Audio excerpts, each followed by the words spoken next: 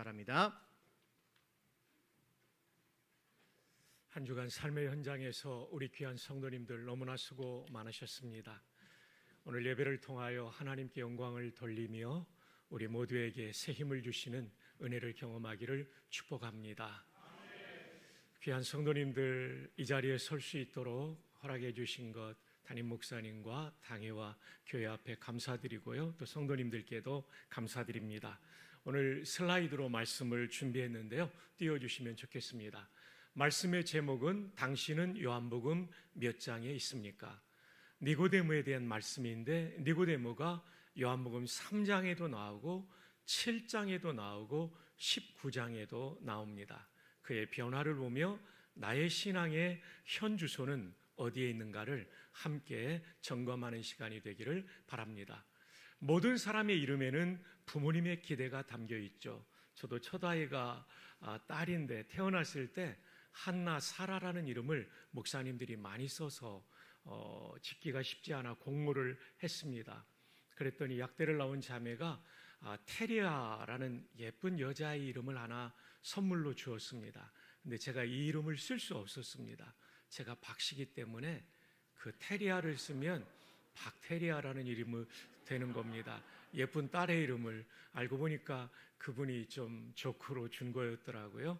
이제 다른 목사님 선배님께서 주신 이름이 주인 주자에 기쁠 자, 주님을 기쁘시게 하라는 뜻을 주어서 그 이름으로 지어줬던 기억이 납니다. 그럼 오늘의 주인공인 니고데모라는 이름의 뜻은 무엇일까요? 이 이름 속에는 분명 그 부모님의 기대가 담겨 있죠. 이 헬라어는, 이 그리스 말은 두 단어의 합성어입니다. 니코스, 지도자, 정복자, 데모스, 백성, 국민. 합성어니까 더해 놓으면 백성의 지도자라는 뜻이죠. 니고데모의 부모님은 이 아이가 자라 백성의 지도자가 되기를 바랬던 것입니다. 자, 그렇다면 이 부모님의 기대는 이루어졌을까요? 우리 1절을 통해 확인합시다. 다 함께 읽어요. 시작. 그런데 니고데모라는 사람이 있으니 유대인의 지도자라. 유대인의 지도자가 되었습니다. 부모님의 기대는 이루어졌습니다. 그런데 지도자라는 단어에 각주번호 2가 달려 있습니다.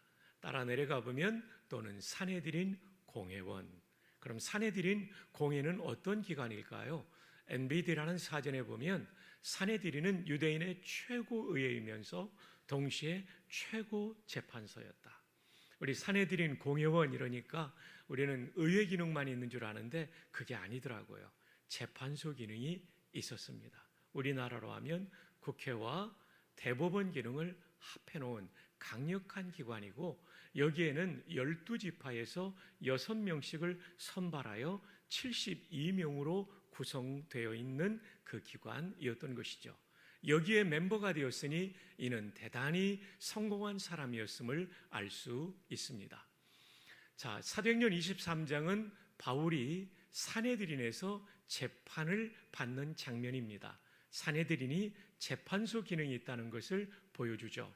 중앙에 보면 공회에서 신문을 받았다 아래까지 연결이 되는데, 이 공회가 사내들인입니다. 영어 성경에 그렇게 되어 있고요. 복음서와 사도행전에 보면 예수님과 사도들이 이 공회에서 재판을 받았는데, 이 공회가 바로 사내들인입니다. 구성원은 사두개인과 바리새인이니까 구약 율법 성경에 능통한 사람들이었다는 것을 알 수 있죠. 그들은 이렇게 앉아서 회의와 재판을 진행했습니다. 저 반원형의 호에 좌석 번호가 있는데 작기 때문에 확대했습니다. 1번은 사내들인 의장이 앉았습니다. 대제사장이 당연직 의장이었고요. 71번과 72번 의원으로 이렇게 구성되어 자리에 앉아 회의와 재판을 진행했습니다. 니고데모도 저 어딘가에 앉아 있었겠죠.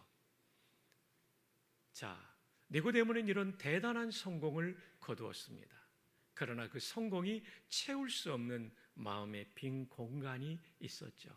성공한 사람들에게도 느껴지는 인생의 허무라는 빈 공간이 느껴졌을 겁니다.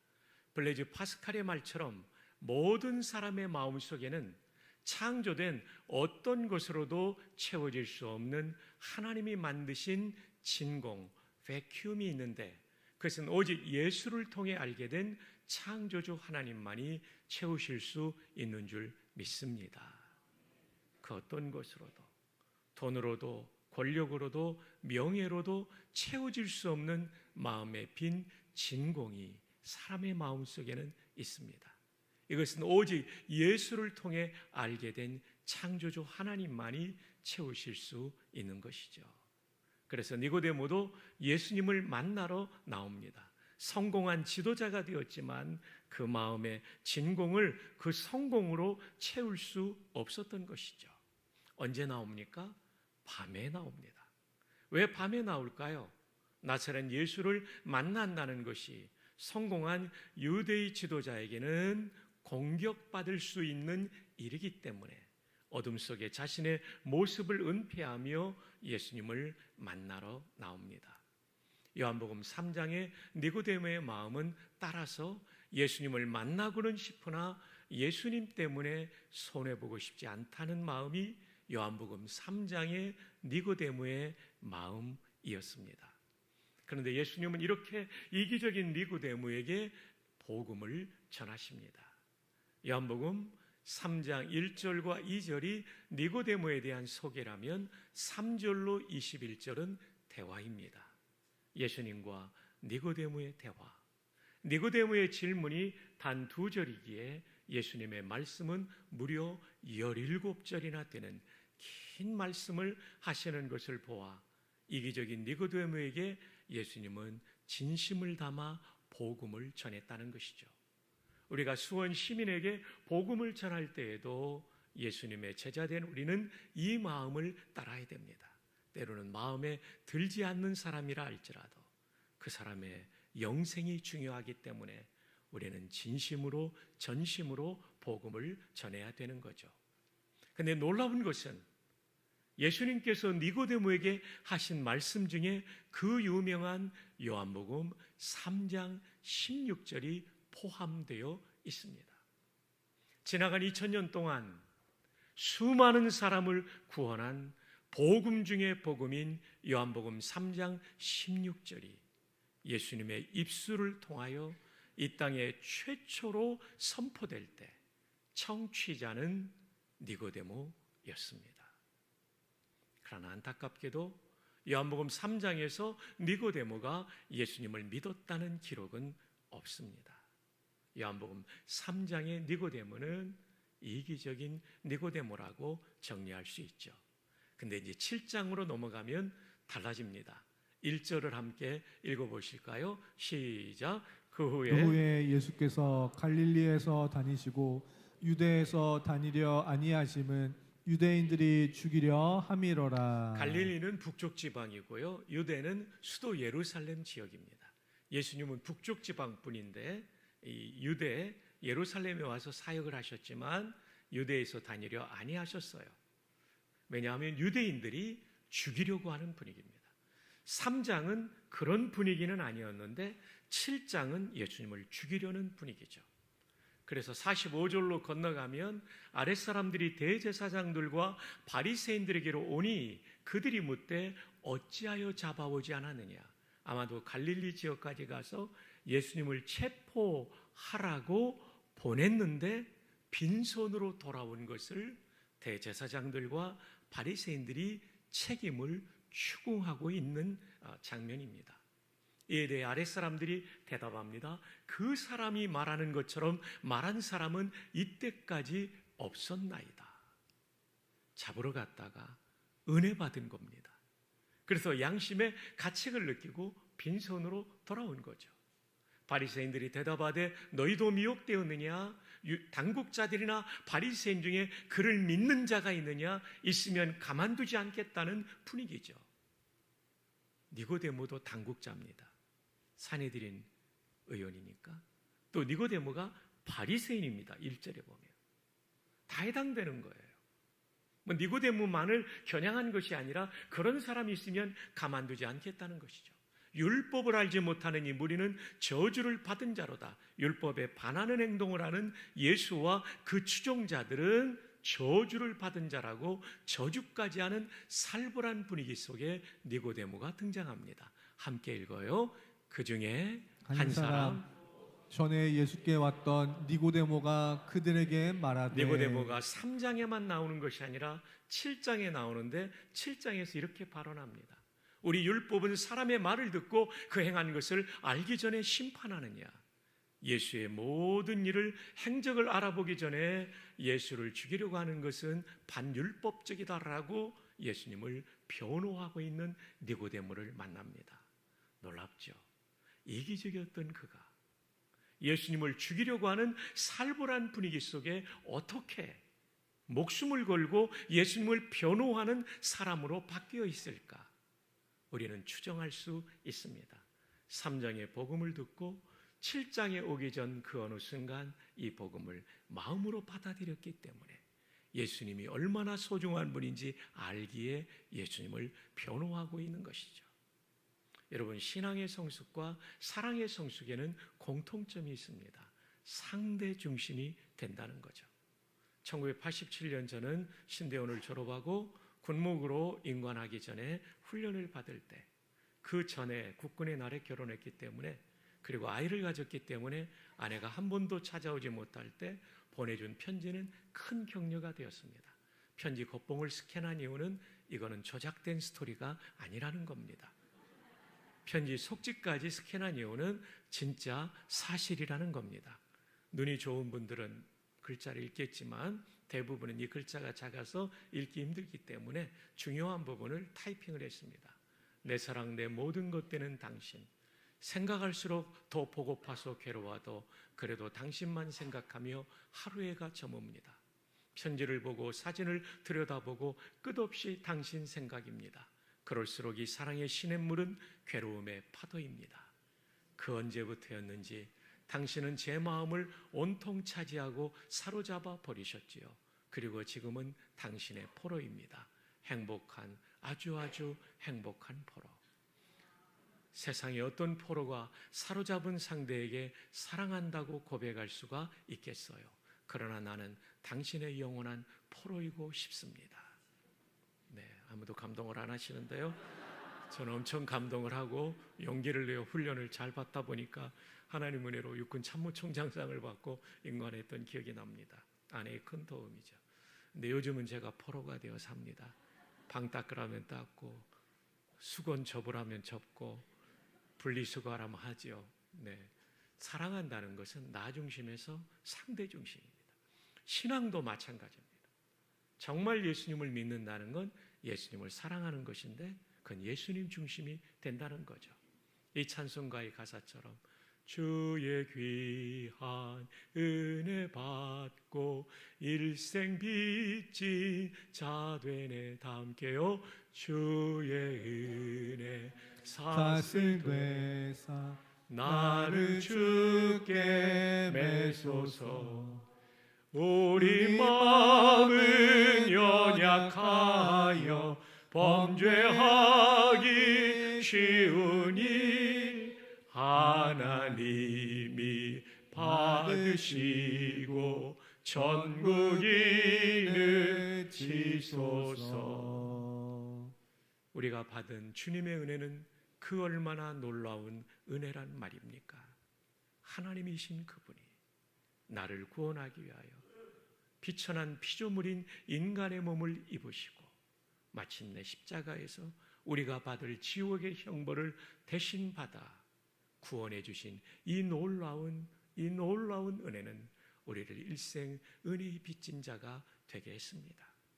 그래서 시인의 소원은 은혜의 사슬에 매인 은총의 포로로 살고 싶습니다. 십자가의 은혜를 알면 이 고백을 하죠. 그리고 나를 주님께 매주십시오. 나는 주님께 매임받은 종이 되고 싶습니다. 십자가 은혜를 아는 사람들의 고백이죠. 성경을 보면 성경의 굉장히 중요한 가르침은 하나님은 만왕의 왕이시고 우리 성도 개개인의 왕이 된다는 겁니다. 그래서 다윗은 시편 145편 1절에 왕이신 나의 하나님이여. 이스라엘 최고의 왕이었지만 하나님 앞에서는 하나님을 왕으로 모신 종으로 살았던 거죠.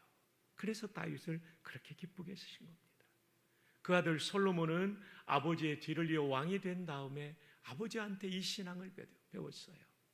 그래서 성전을 다 짓고 난 다음에 봉헌기도를 할 때 열왕기상 8장 23절에 이스라엘의 하나님 여호와여, 위로 하늘과 아래로 땅에 주와 같은 신이 없나이다. 따라해 보실까요? 주께서는 온 마음으로 주의 앞에서 행하는 종들에게 언약을 지키시고 은혜를 베푸시나이다. 어떤 사람에게 언약을 지키시고 은혜를 베푸시냐면 주의 앞에서 온 마음으로 행하는 종들에게. 그러니까 다윗도 하나님을 왕이라고 부르고 영원히 주의 이름을 송축한다는 얘기니까 자기는 종이라는 얘기예요. 하나님이 주인이니까. 그 아들 솔로몬도 그 고백을 하는 거예요. 다윗과 솔로몬의 가장 복된 시간은 하나님을 왕으로 모시고 종으로 살 때지만, 자기가 제 마음대로 사는 왕과 주인이 되었을 때는 밧세바 사건, 인구조사 사건, 그리고 솔로몬의 경우는 이방 공주를 받아들이고 우상 숭배했죠. 솔로몬도 회개하고 말년에 전도서를 쓰지 않습니까? 귀하신 여러분, 법외로우신 여러분, 여러분의 일생이 하나님 앞에 종으로 살아가기를 축복합니다. 순종하는 것이죠. 말씀하시면 따라가는 거죠. 그러나 요즘 젊은이들은 컴퓨터를 주인으로 모시고 살기 때문에 여러분 아시는 대로 컴퓨터를 위한 기도문도 있다고 그러죠. 메모리에 있는 우리 프로그램 암호를 거룩하게 하옵시며 운영체계 임하옵시며 명령이 모니터에서 이룬 것 같이 프린터에서도 이루어지이다. 오늘날 우리에게 일용할 데이터를 주옵시고 파일의 에러를 사하여 주옵시고 우리를 다운에 들게 하지 마옵시며 다만 정전에서 구하옵소서. 대개 CPU와 하드와 USB가 컴퓨터께 영원히 있사옵나이다. 엔터. 컴퓨터는 도구지 우리의 주인, 우리를 속죄케 하고 그리고 우리에게 영생의 복을 주실 수 없습니다. 여러분을 축복합니다. 하나님 말씀에 순종하는 종이 되기를 축복합니다. 그러면 언약을 지키시고 은혜를 베풀어 주실 겁니다. 사람은 충격적인 일은 잊어버리지 않죠. 오늘 여러분에게 충격을 드리고자 합니다. 옆에 분을 축복할 때 남성에게는 좋은 종놈이 되십시오, 여성에게는 좋은 종년이 되십시오 라고 세 분 이상에게 하이파이브 하면서 축복합시다. 시작. 좋은. 그러면 하나님께서 큰 복을 주실 거예요. 좋은 종은 네 가지가 없습니다. 자기 뜻이 없어요. 주님 말씀하시면 순종하는 거예요. 그게 진짜 종의 삶이에요. 두 번째, 좋은 종은 자기 돈이 없어요. 이 헌금도 주님 기뻐하시는 대로 드리는 거죠. 여러분, 다윗이 얼마나 종이었는가를 알 수 있는 것은 역대상 29장 4절에 나옵니다. 그가요, 죽기 전에 성전 건축 헌금을 드리는데 금 3,000달란트, 은 7,000달란트, 뭐 얼마 아닌 것 같죠? 1달란트가 34.4kg이기 때문에 3,000달란트의 금은 10만 3천 kg입니다.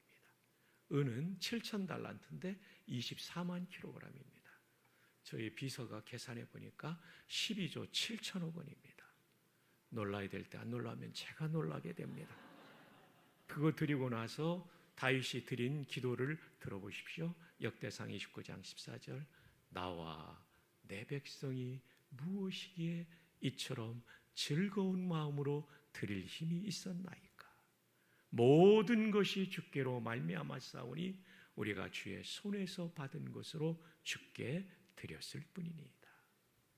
그렇습니다. 다윗이 가진 건강, 왕의 자리, 그가 가진 모든 것이 하나님의 손에서 왔기에 기쁨으로 드린다는 거죠. 이것이 헌금의 매우 중요한 정신입니다. 여러분의 생명, 건강, 재능, 직업, 사업 다 하나님께부터 왔기 때문에 헌금을 드릴 때 기쁨으로 드릴 수 있는 신앙이 있기를 축복합니다. 이것이 종의 삶이에요. 세 번째로는 자기 자녀가 없어요. 내 자녀도 내 뜻대로가 아니라 주 뜻대로 키우는 거죠. 네 번째로는 내 목숨이 없어요. 목숨도 주님 원하시면 바치는 거죠. 최근에 박관준 장로님 책을 제가 읽으면서 얼마나 감동받았는지. 일제시대 때 신사참배 반대로 순교하신 장로님이에요. 목숨도 바치는 거죠. 여러분, 주기철 목사님만 기억하면 안 되고 박관준 장로님도 기억해야 돼요. 그 종의 길이죠. 정리합니다. 좋은 종은 네 가지가 없습니다. 따라할까요? 자기 뜻이 없었다. 자기 뜻이 없었다. 자기 돈이 없었다. 자기 돈이 없었다. 자기 자녀가 없었다. 자기 자녀가 없었다. 자기 생명이 없었다. 자기 생명이 없었다. 이런 종이 될 때 하나님께서 우리의 일생을 가장 복되게 인도하시고 우리를 통하여 영광 받으실 줄로 믿습니다. 가사를 계속해서 보시면, 그런데 우리 마음은 연약하여 범죄하기 쉬우니 마귀는 자꾸 네가 왕이다, 네가 주인이다. 이게 세속 정신입니다. 성경은 인간을 존중하지만 왕은, 주인은 하나님이시라는 겁니다. 그래, 범죄하기 쉬우니, 자꾸 내가 주인 되기 쉬우니 하나님이 저를 포로와 종으로 받으시고 천국인을 치소서 도장을 쳐주십시오. 포로를 잡고 사슬로 묶은 다음에 풀지 못하도록 자물쇠를 채우는데 열쇠 구멍에 낫 같은 것을 대고 가열한 다음에 도장을 쳐놓으면 결제권자 외에는 누구도 풀지 못하죠. 이 시인의 고백은 놀랍습니다. 주님의 귀한 은혜 받은 내가 일생 주님께 매임받은 포로와 종이 되고 싶습니다. 이 고백이 우리의 고백이 되기를 축복합니다. 자, 니고데모가 7장에 와서는 이런 변화를 보인 겁니다.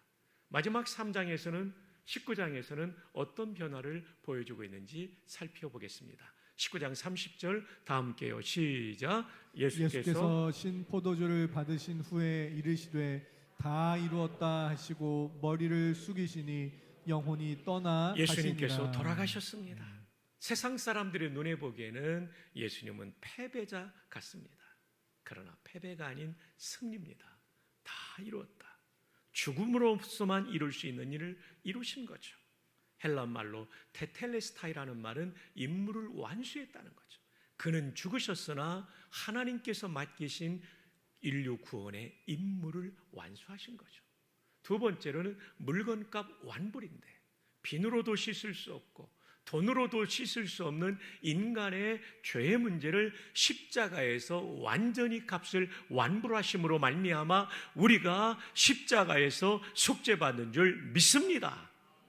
그러므로 십자가는 승리라고 성경은 말하고 있죠. 그러나 세상 사람들의 눈에는 예수 운동은 끝장나 버린 것 같았습니다. 예수는 죽으셨고 제자들은 도망쳤기 때문에요. 그러나 숨은 제자 2명이 나타나는 것이죠.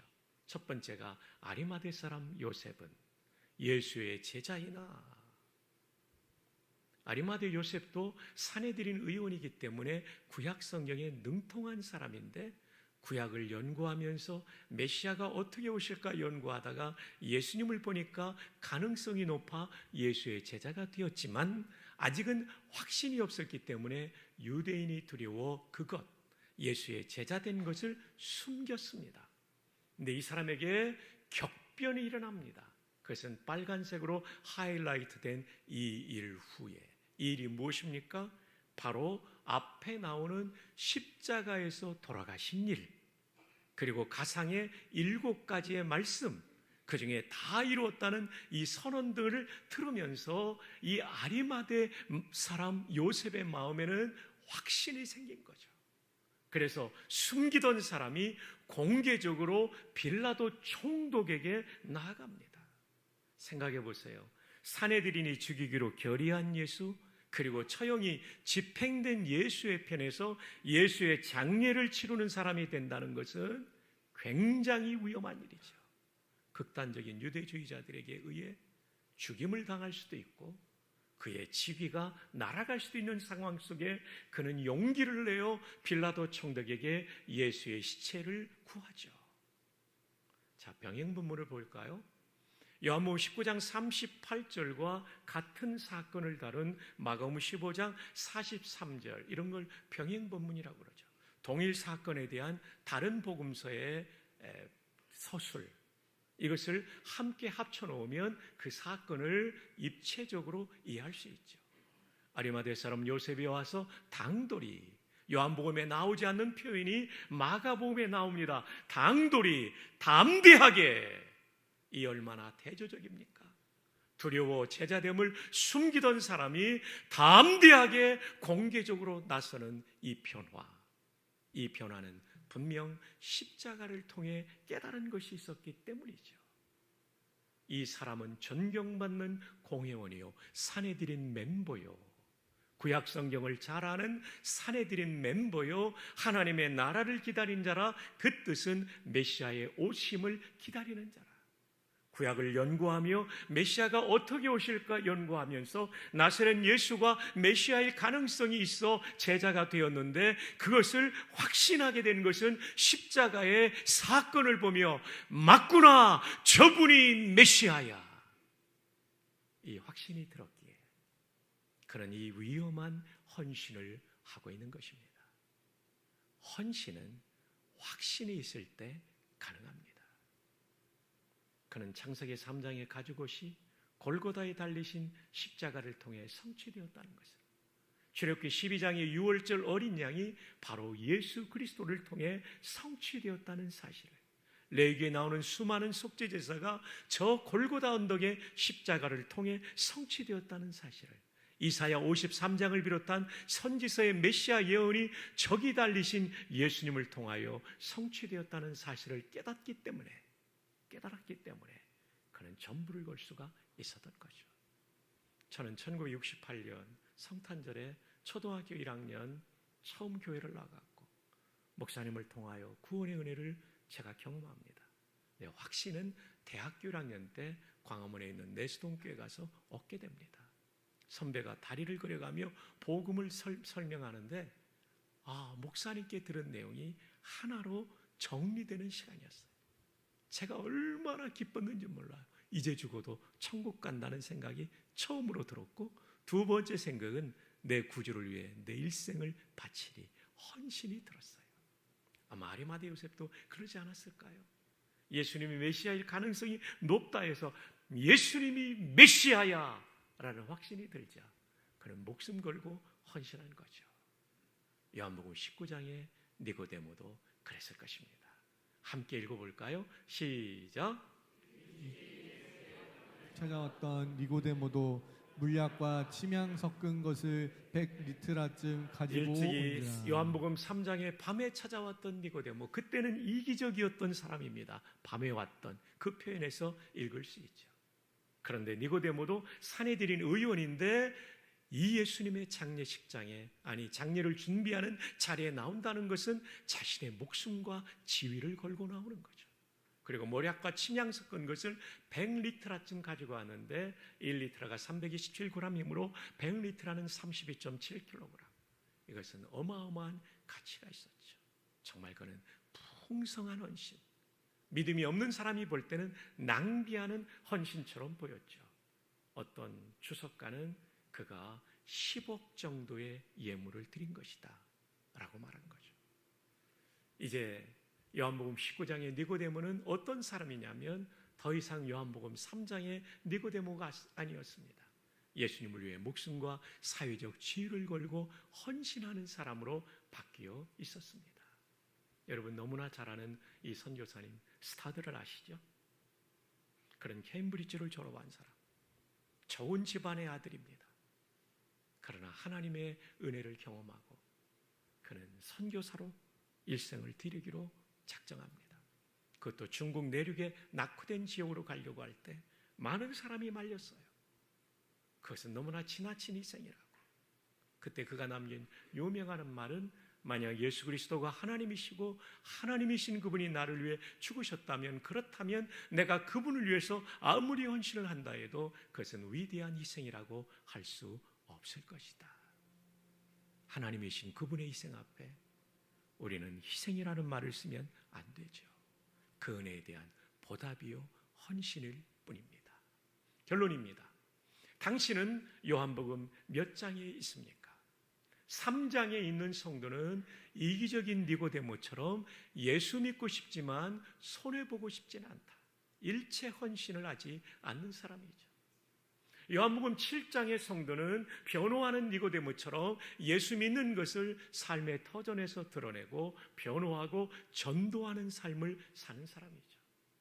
요한복음 19장의 성도는 목숨 걸고 헌신하는 니고데모로 바뀌는 거죠. 생명도 지위도 그리고 물질을 걸고 헌신하는 것이죠.